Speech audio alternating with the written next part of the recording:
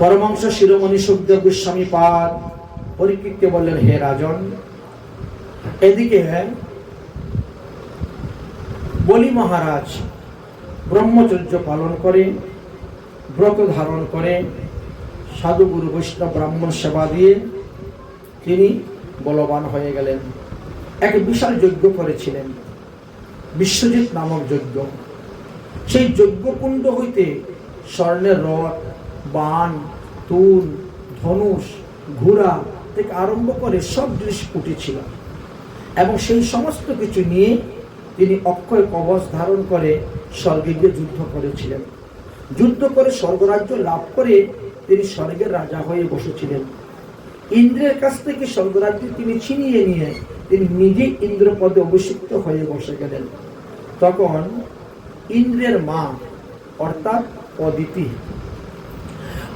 তখন বনের মধ্যে বড় দুঃখ পাচ্ছেন। আমার ছেলেদেরকে মেরে পিঠে ভাগিয়ে দেখো, আমার সতীনের ছেলেরা এখন স্বর্গরাজ্য ভোগ করতেছে, স্বর্গরাজ্যের সমস্ত সম্পদ লুণ্ঠন করে তারা নিয়ে যাচ্ছে, ভোগ করতেছে। আমি মা হয়ে কেমন করে এই দুঃখ সহ্য করতে পারি? আমার ছেলেরা মনুষ্য রূপ ধারণ করে পৃথিবীতে বিচরণ করতেছে। তাই অদিতি মনে মনে বড় দুঃখ পাচ্ছেন।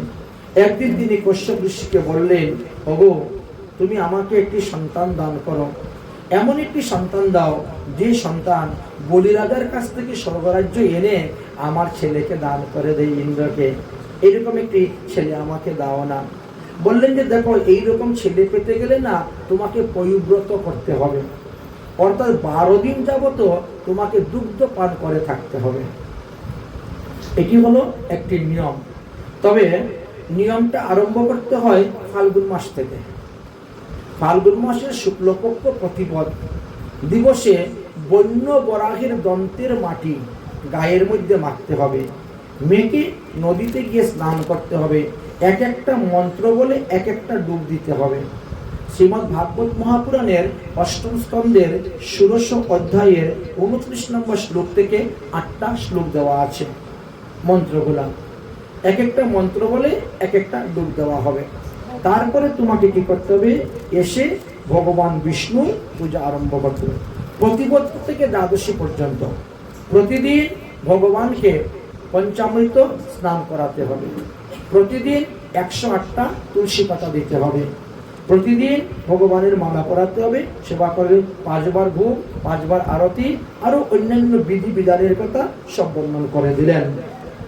যদি এইভাবে তুমি 12 দিন অনুষ্ঠান করতে পারো এবং দ্বাদশীতে তুমি ব্রাহ্মণ বৈষ্ণব সেবা দেওয়ার পরে তোমার এই ব্রত উদযাপন হয়ে যাবে, তোমার ব্রত শেষ হয়ে যাবে।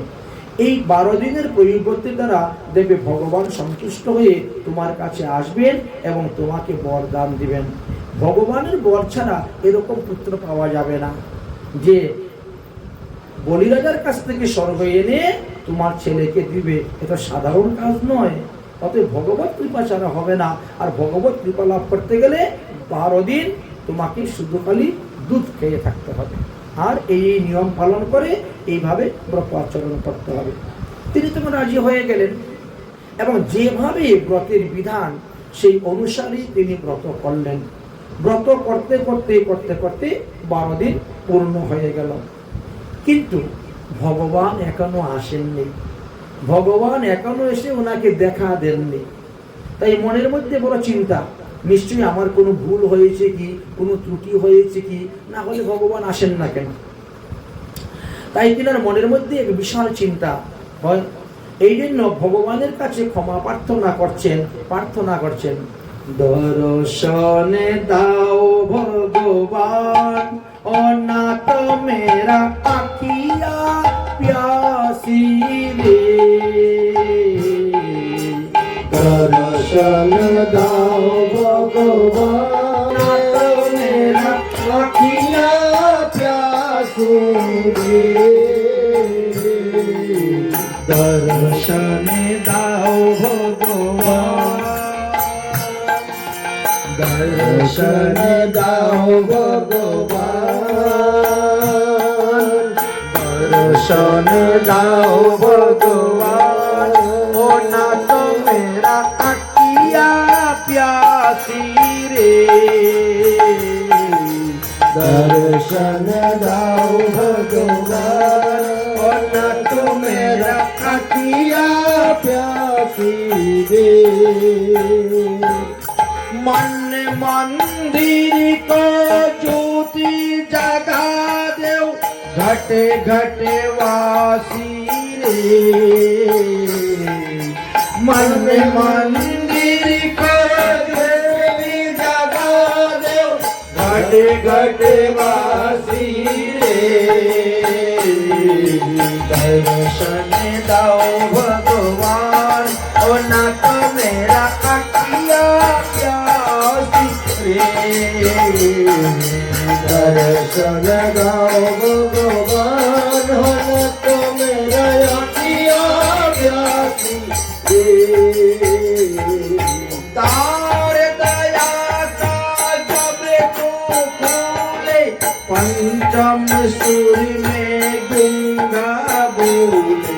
दार द्वार का जब खोले पंचम सुर में गंगा बोले। लंगेरा चल कर पहुँचे जाएगो काशी धाम रे।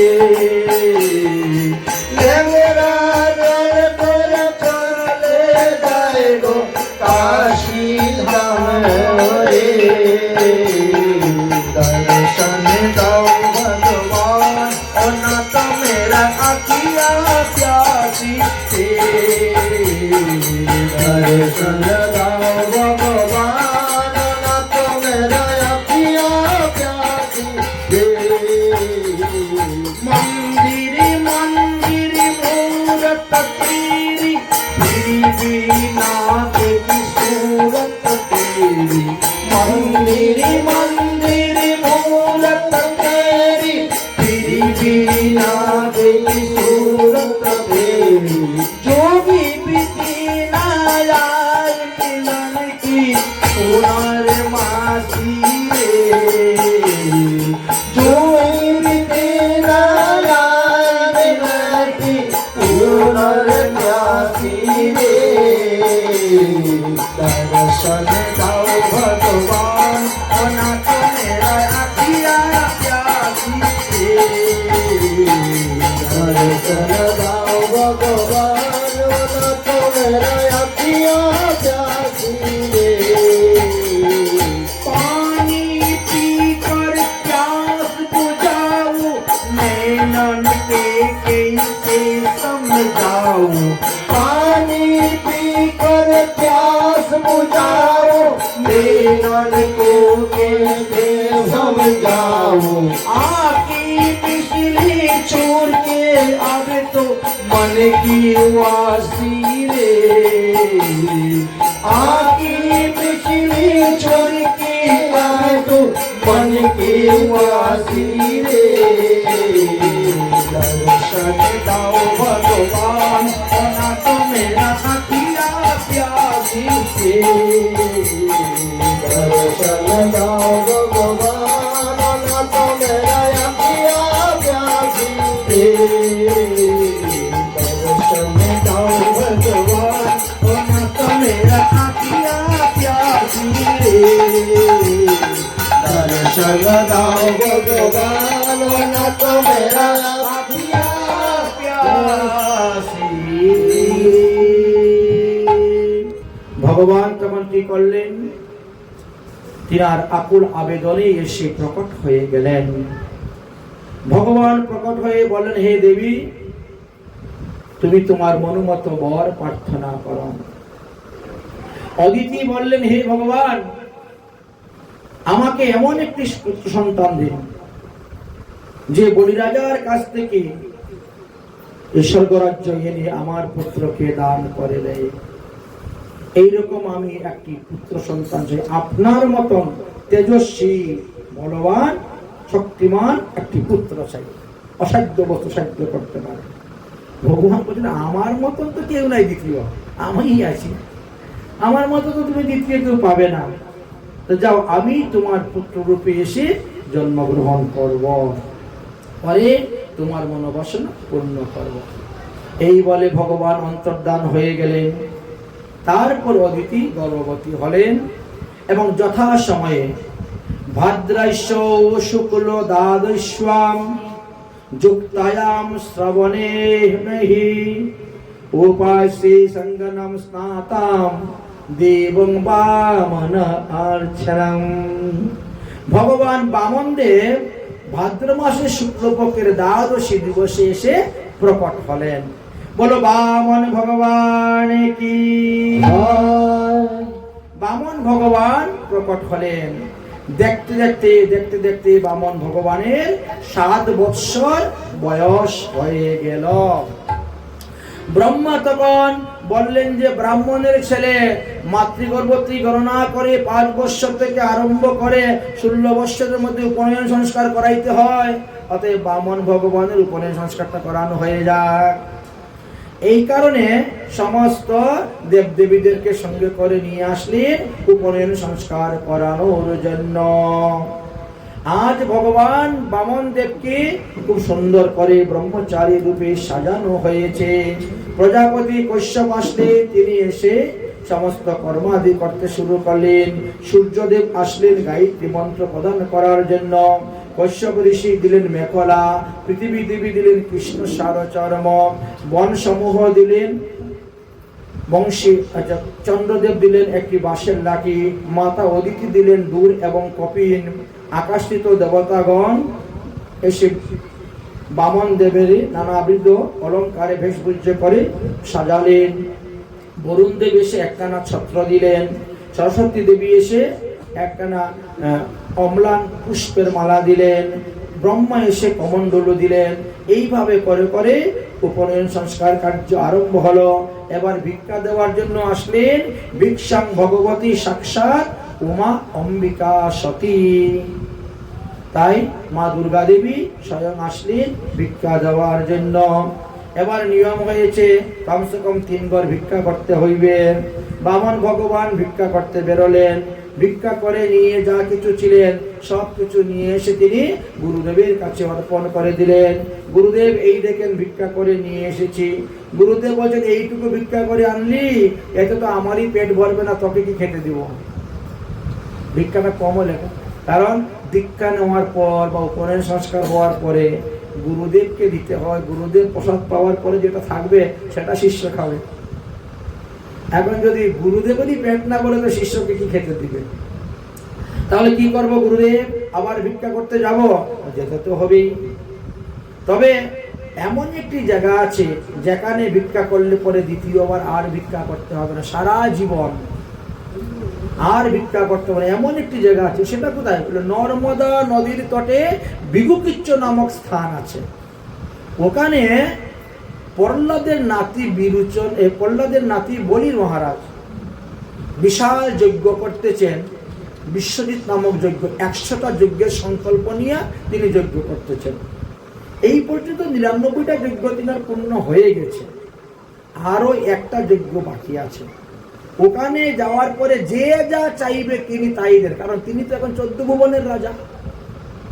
সপ্তদ্বীপা পৃথিবী থেকে আরম্ভ করে সবকিছু রাজা তিনি, আর তিনি এখন ইন্দ্র পদে আছেন। তো অতএব যে যা চায় তাই দেয়। যাও ভিক্ষা করতে গেলে ওখানে গিয়ে ভিক্ষা চাও, দ্বিতীয়বার আর ভিক্ষা করতে হবে না। কোথায়? বামন ভগবান বলছেন আমি তো চিনি না, রাস্তা যাব কেমন করে? বলছেন তোমাকে চিনিয়ে দেওয়ার জন্য আমি 5 জন ব্রাহ্মণ পাঠাচ্ছি। 5 জন ব্রাহ্মণকে সঙ্গে করে নিয়ে যাও। এবার বগলের মধ্যে প্রশাসন নিয়েছেন, হাতের মধ্যে কমণ্ডলু, মাথার মধ্যে ছাতা আর পায়ের মধ্যে খড়ম নিয়ে এখন হাঁটতে শুরু করেছেন। যে দেখে এই মনে করে সূর্যদেব আসছেন, কেউ বলে সনত ঋষি আসছেন, কেউ বলে সনাতন আসছেন, মানে যে আর যেটা মনে হয়। এমন রূপ আর এমন রূপের ছোটা আর এমন অঙ্গভঙ্গি করে যাচ্ছেন, সবাই মোহিত হয়ে যাচ্ছেন। বলিরাজার যজ্ঞশালায় পৌঁছার আগে বলিরাজার কাছে সংবাদ চলে গেছে, মহারাজ মহারাজ মনে হয় আপনার কাছে যজ্ঞ ভাগ নেওয়ার জন্য স্বয়ং সূর্যদেব এসেছেন। গিয়ে দেখুন, এমন বামন তো আর কোনোদিন দেখি নাই। বলিরাজা যখন শুনলেন তখন তিনি দৌড়ে আসলেন। এসব দেখে তিনিও মুগ্ধ হয়ে গেছেন। একেবারে সাষ্টাঙ্গে দণ্ডবত প্রণাম করে, স্বাগত ভূ নমস্তব্যম ব্রাহ্মণম কিম করবামি চ, একেবারে গদগদ হয়ে গেছেন। হে ব্রাহ্মণ ঠাকুর, আপনাকে প্রণাম, বলেন আপনাকে কি দিব, আপনি যা চাইবেন আমি তাই দিব। ভগবান বলছেন, হ্যাঁ হ্যাঁ, তুমি তো প্রহ্লাদের নাতি, তোমার মুখে এরকম কথাই শোভা পায়। প্রহ্লাদ যেমন দাতা ছিলেন, তোমার বাবা বিরোচনও সেই রকম দাতা ছিলেন। তোমার বাবা বিরোচনের হাতের মধ্যে একটি কবচ ছিল, এই কবচ যতক্ষণ হাতে থাকবে কেউ মারতে পারবে না। কতবার দেবতাদের সাথে যুদ্ধ হয়েছে, কোনো দেবতা মারতে পারে নাই। তারপরে দেবরাজ ইন্দ্র কি করেছে, ব্রাহ্মণের রূপ ধারণ করে এসে যুদ্ধক্ষেত্রে তোমার বাবার কাছে কবচটা চেয়েছে, ভিক্ষা চেয়েছিল। তোমার বাবা জানেন যে এই কবচ দিলে পরে আমার মৃত্যু, তারপরেও তিনি ব্রাহ্মণকে ফিরিয়ে দিলেন না, না নিয়ে যা কবচ দিয়ে দিলেন। তাহলে তুমি সেই দাতার ছেলে, তোমার মুখে তো ঠিকই কথা হবে। যেমন প্রহ্লাদ এক দাতা, তোমার বাবা ছিল আরেক দাতা, তুমি হলে আরেক দাতা। তো যাই হোক বাবা, এখন তুমি তো যা চাইবে তাই দিব, কিন্তু আমি তো লোভী ব্রাহ্মণ নয়, আমি তো বেশি কিছু চাই না, আমার পায়ে মেপে 3 পা ভূমি দিয়ে দিলেই হবে। বলি মহারাজ হাসতেছেন, আপনাকে দেখতে যেমন ছোট, আপনার বুদ্ধিটাও ছোট। 3 পা ভূমি নিয়ে কি করবেন? আপনি বলেন 3টা গ্রাম চাই, 3টা নগর চাই, 3টা জেলা চাই, 3টা রাজ্য চাই, 3টা দ্বীপ চাই সপ্তদ্বীপ পৃথিবীর মধ্যে, আমি দিতে রাজি আছি। এই 3 পা ভূমি চাই, আমাকে লজ্জা দিচ্ছেন আপনি? এই পর্যন্ত যারা আমার কাছ থেকে দান নিয়েছে, কেউ কোনোদিন আর কারোর কাছে দান নিতে হবে না, তার 7 পুরুষে কেউ শেষ করতে পারবে না এমন দান। আর আপনি 3 পা ভূমি, আমি তো আগেই বলেছি আমি লোভী ব্রাহ্মণ নয়, 3 পা ভূমি হলেই যথেষ্ট। এর মধ্যে বসে তো একটু ভজন সাধন করা যাবে, 3 পা ভূমি হলেই যথেষ্ট। এখন নিজের জায়গা জমি না থাকলে কার বাড়ি বসে ভজন করবেন? এই উঠো উঠো, তাড়িয়ে দিবে। এই কারণে আচ্ছা কথাবার্তা ঠিক আছে, তোমাকে 3 পা ভূমি দিব। কথাটা শেষ হতে না হতে এই শুক্রাচার্য এসে উপস্থিত হয়ে গেছেন। ভৃগুপতি শুক্রাচার্য এসে বলছেন, বলি আমি কিন্তু ধ্যানস্থ হয়ে দেখতে পেয়েছি এই যে বামন এসেছে বটু, এটা কিন্তু ভগবান বিষ্ণু। দেবতাদের কার্যসিদ্ধি করার জন্য কশ্যপ ঋষির ঔরসকে আশ্রয় করে অদিতির গর্ভে জন্ম নিয়ে এসেছে। বাবা, ওর সঙ্গে কথাবার্তা বলতে কিন্তু সাবধান। বলিরাজ বলছে, গুরুদেব কথা তো হয়ে গেছে, উনি ত্রাণ পায়ে মেপে 3 পা ভূমি চেয়েছে, আমিও বলছি তদাস্তু দিয়ে দিব। তো সর্বনাশ করলি রে, আরে আমি তোর ঘরে আছি, আমার সঙ্গে যুক্তি করলে না? আরে নিজের বুদ্ধি যেমন তেমন, গুরু বুদ্ধি বিশেষত। যদি গুরুদেব তোমার গৃহে থাকেন, তাহলে কোনো কিছু করতে গেলে তিনার সঙ্গে বসে একটু আলোচনা করে যুক্তি করে করাটাই ভালো। দেখ, 1 পাও দিয়ে সপ্ত স্বর্গ নিয়ে নিবে, 1 পাও দিয়ে সপ্ত পাতাল নিয়ে নিবে, শরীর দিয়ে সমস্ত পৃথিবী নিয়ে নিবে, তো বাকি আরেক পাওয়ের জায়গা কোথার থেকে দিবি? সত্য প্রতিজ্ঞাবদ্ধ হয়ে সত্য প্রতিজ্ঞা রক্ষা করতে না পারলে নরকে গমন। তাহলে এখন কি বলবি? তুই আমাকে না জিজ্ঞেস করে বললি, এখন এক কাজ করতে মিথ্যা কথা বল। কি মিথ্যা কথা বলবো? বলবো যে তোমার পায়ে মেপে 3 পা ভূমি দিব না, আমার পায়ে মেপে 3 পা ভূমি দিব, তাহলে কিন্তু বাঁচবি। ইনি বলছেন আমি প্রহ্লাদের নাতি হয়ে ভগবানের সঙ্গে মিথ্যা কথা বলবো কেমন করে? এটা হয় নাকি? মুনিগণ ঋষিগণ হাজার হাজার বছর তপস্যা করে যে ভগবানকে পায় না, আর সেই ভগবান আজকে আমার দরজায় এসেছেন 3 পা ভূমি ভিক্ষা চাওয়ার জন্য, আর আমি তার সঙ্গে মিথ্যা কথা বলে প্রতারণা করে তাকে এখান থেকে ভাগিয়ে দিব? এটা হয় না। বলি মহারাজকে তখন বুদ্ধি দিচ্ছেন শুক্রাচার্য, দেখ 5 জায়গায় মিথ্যা কথা বললে পাপ হয় না। শাস্ত্রে লেখা আছে কি? স্ত্রীষু ননম বিবাহেষু, স্ত্রীকে বশ করার জন্য মিথ্যা কথা বললে পাপ হয় না। বিয়ের সময়ে ঘটকগিরি মিথ্যা কথা বললে পাপ হয় না। বৃত্তিষু, ব্যবসা বাণিজ্য করতে গেলে মিথ্যা কথা বললে পাপ হয় না। গো রক্ষার্থে, গো ব্রাহ্মণ রক্ষার্থে মিথ্যা কথা বললে পাপ হয় না। আর নিজের প্রাণ রক্ষার্থে মিথ্যা কথা বললে পাপ হয় না। তো এখন তোমার প্রাণ সংকট, এখন বলো তুমি যদি 3 পা ভূমি দিয়ে দাও, তো তুমিই বা থাকবে কোথায় আর আমারই বা রাখবে কোথায়? কোথা থেকে গুরু সেবা করবে?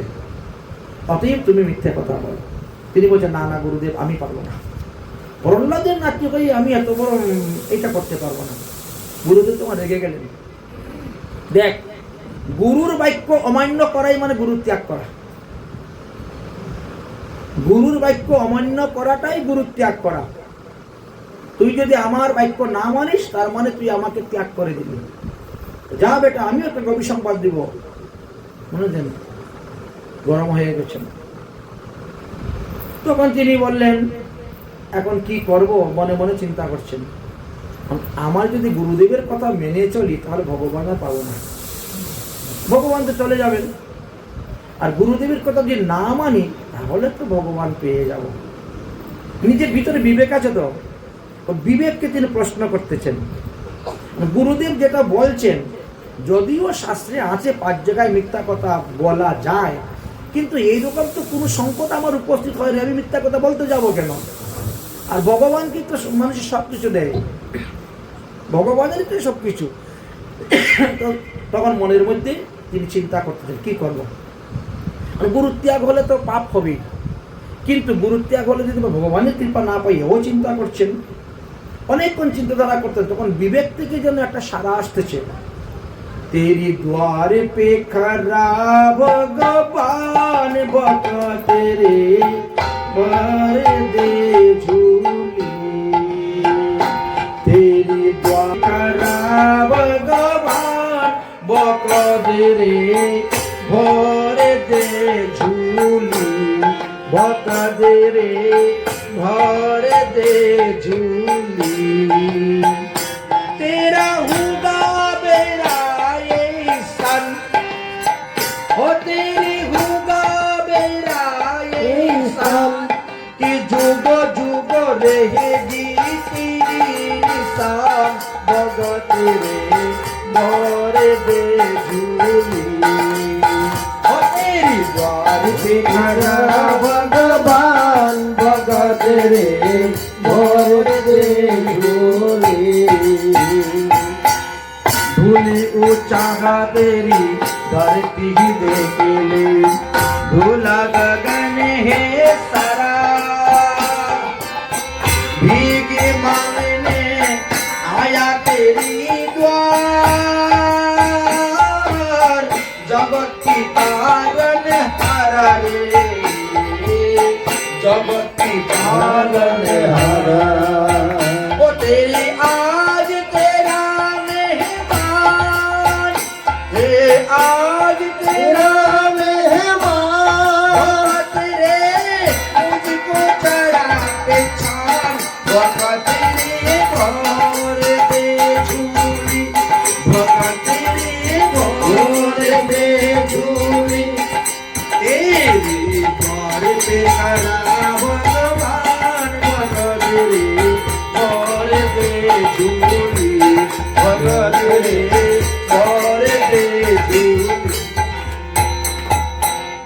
आज लूटा दे तेरी सर्वस्व अपना, आज लूटा दे तेरी सर्वस्व अपना, मान ले कहना मेरा,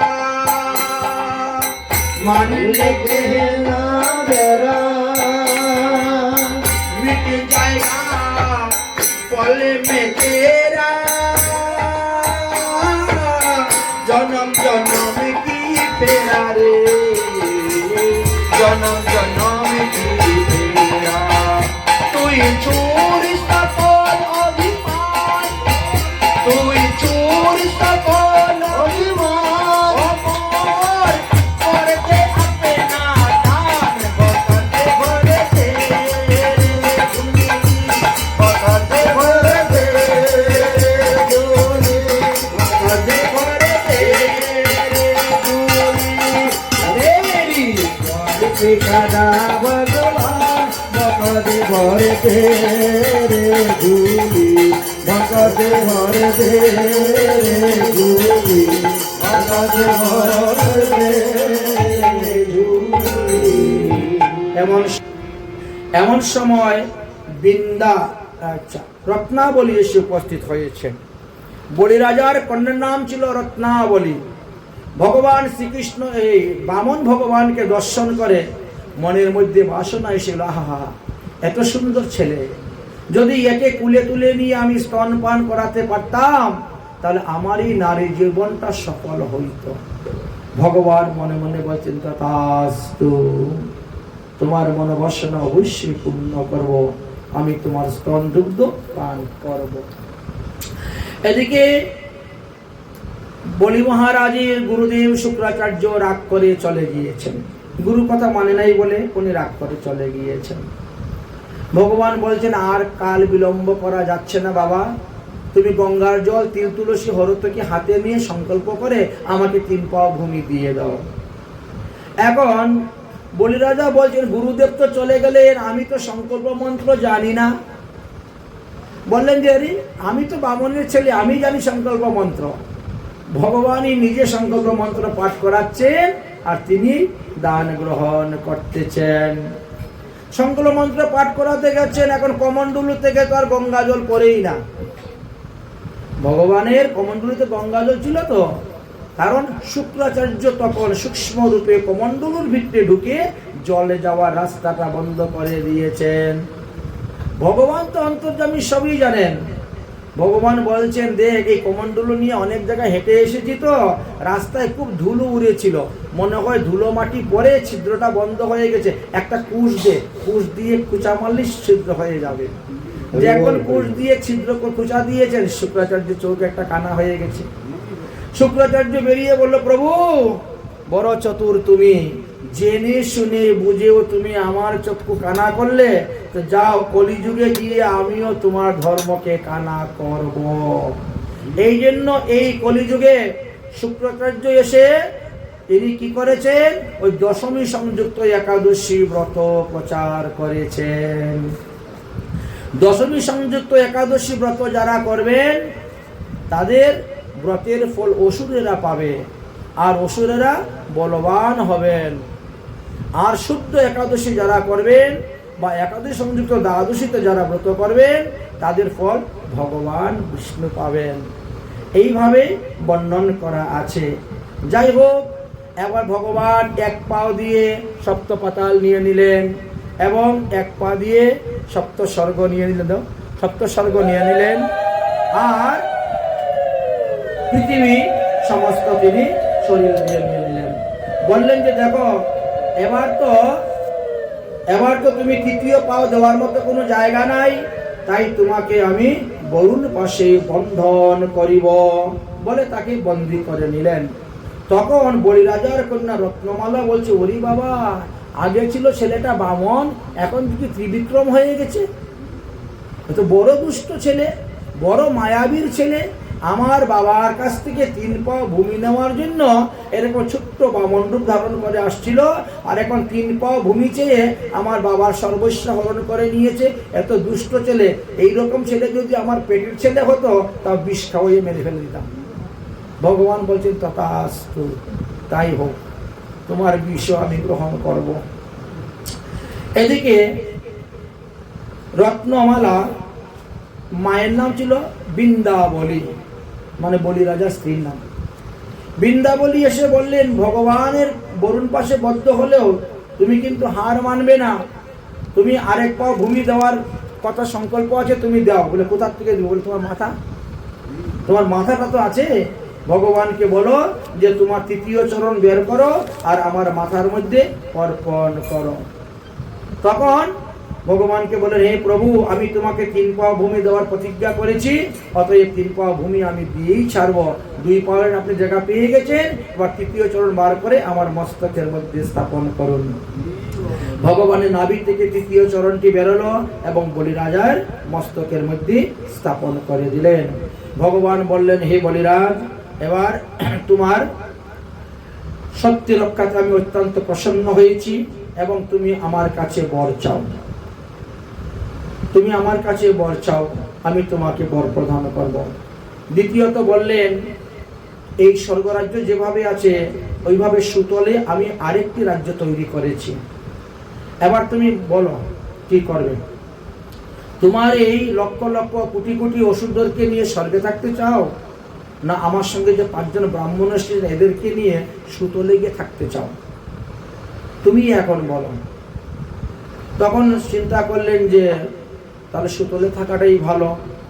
তার সুতলে নতুন আরেকটি স্বর্গরাজ্যের মতো অবিকল রাজ্য তৈরি করে রেখেছেন। বললেন তাহলে আমি সুতলেই থাকবো, এটা আমি আপনাকে দিয়ে দিচ্ছি, দান করে দিচ্ছি। ভগবান বললেন বেশ ভালো, অতএব তোমার এই বুদ্ধিমত্তা দেখে আমি অত্যন্ত প্রসন্ন হয়েছি, তুমি আরো একটি বর আমার কাছে চাও। বললেন তাহলে আপনি আমাকে এই বর দিন, আপনি সর্বদা আমার ঘরের দরজার দারোয়ান হয়ে থাকবেন। ভগবান বললেন তথাস্তু। অতঃপর ভগবান বলিরাজার কাছ থেকে স্বর্গ নিয়ে মন্ত্রধুমক নামক ইন্দ্রকে দান করে দিলেন, আর বলিরাজাকে নিয়ে সুতলে চলে গেলেন। সুতলে গিয়ে সেখানে তিনি পাহারাদার রূপে অবস্থান করতে শুরু করলেন। বলিরাজা ঘরে প্রবেশ করতে ভগবানকে প্রণাম করে প্রবেশ করেন, ঘর থেকে বেরোতে ভগবানকে দেখে প্রণাম করেন। সেই সময়ে রাবণ দিগ্বিজয় করতে বেরিয়েছিলেন। রাবণ দিগ্বিজয় করতে করতে সুতলে গিয়ে উপস্থিত হয়েছিলেন। বামন ভগবান বলেন আমি তো দারোয়ান, আগে দারোয়ানের সঙ্গে যুদ্ধ করো, যদি আমাকে পরাজিত করতে পারো তাহলে ভিতরে গিয়ে রাজার সঙ্গে যুদ্ধ করবে। এই বলে ভগবান দাঁড়িয়ে গেলেন। তখন বামন ভগবানের সঙ্গে রাবণের যুদ্ধ হয়েছিল। সেই যুদ্ধে ভগবান এমন একটি লাঠি দিয়েছিলেন যে এক লাঠিতে রাবণ আবার লঙ্কাতে গিয়ে পড়ে গিয়েছিল। সে চিন্তা করলো যে যার দারোয়ানের শরীরের মধ্যে এত শক্তি, না জানি রাজার মধ্যে কত শক্তি আসে। এই জন্য সে আর ভয়ে যায় না যুদ্ধ করার জন্য। এদিকে মা লক্ষ্মী দেবী বড় চিন্তার মধ্যে পড়ে গেছেন। দেবতাদের কার্যসিদ্ধি করার জন্য নারায়ণ অদিতির পুত্র রূপে অবতীর্ণ হলেন বামন রূপে। সমস্ত কার্যসিদ্ধি হয়ে গেল, ইন্দ্রকে তার রাজ্য ফিরিয়ে দিয়ে দিলেন, কিন্তু প্রভু কেন এখনো ফিরে আসছেন না? একদিন দেবর্ষি নারদকে জিজ্ঞাসা করলেন, নারদ তোমার প্রভু কোথায়? তিনি কেন বৈকুণ্ঠে ফিরে আসছেন না? দেবতাদের কার্যসিদ্ধি তো হয়েই গিয়েছে। বললেন মাগো, যদি কেউ কারু সর্বস্ব হরণ করে নেয় তাহলে সে তার কাছে ঋণী হয়ে যায়। বামন ভগবান তো বলিরাজার সর্বস্ব হরণ করে নিয়েছিলেন, এই জন্য তার কাছে ঋণী হয়ে গেছেন। আর তার ঋণ শোধ করার জন্য তার দরজার দারোয়ান হয়ে তাকে পাহারা দিচ্ছেন, তাকে রক্ষা করতেছেন। যদি তাকে মুক্ত করে আনতে হয় তাহলে তোমাকে কোনো উপায় করতে হবে। লক্ষ্মী দেবী তখন কি করবেন? এই যে লাল আর হলুদ রঙের সুতা, এই লাল হলুদ রঙের সুতা নিয়ে তিনি রওনা হয়েছেন এবং সুতলে গিয়ে উপস্থিত হয়েছেন। সুতলে উপস্থিত হয়ে তিনি গিয়ে ডাকছেন, দাদা দাদা, ও দাদা গো। তখন বেরিয়েছেন বলি মহারাজ, কে গো তুমি, আমাকে দাদা বলে ডাকতেছ? বলছেন আমি হলাম তোমার ধর্মের বোন। আচ্ছা, তো বলো তুমি কি চাও? বলে আজকে একটি উত্তম দিন, আজকের এই দিবসে আমি তোমার হাতে এই সুতাটা বেঁধে দিব।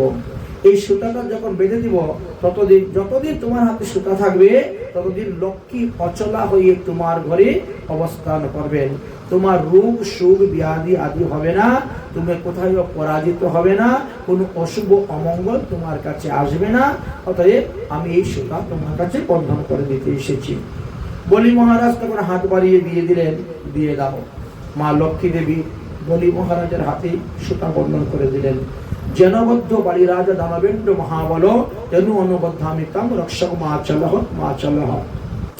এবার বলি মহারাজ বললেন, বোন তুই আমার এতটা উপকার করলি, তো আমি তোকে কি দিব বল? আমার তো কোনো কিছুর অভাব নাই, তুই যা চাইবি আমি তোকে তাই দিয়ে দিব। লক্ষ্মী দেবী বললেন, তাহলে তোমার যে দারোয়ানটা আছে না, ওকে আমার বড্ড পছন্দ হয়েছে, ওর সঙ্গে আমাকে বিয়ে দিয়ে ও আমাকে দান করে দাও, আমি নিয়ে চলে যাব। এইভাবে লক্ষ্মী দেবী বামন ভগবানকে সেই বলিরাজার কাছ থেকে উদ্ধার করে নিয়ে বৈকুণ্ঠে চলে গেছিলেন।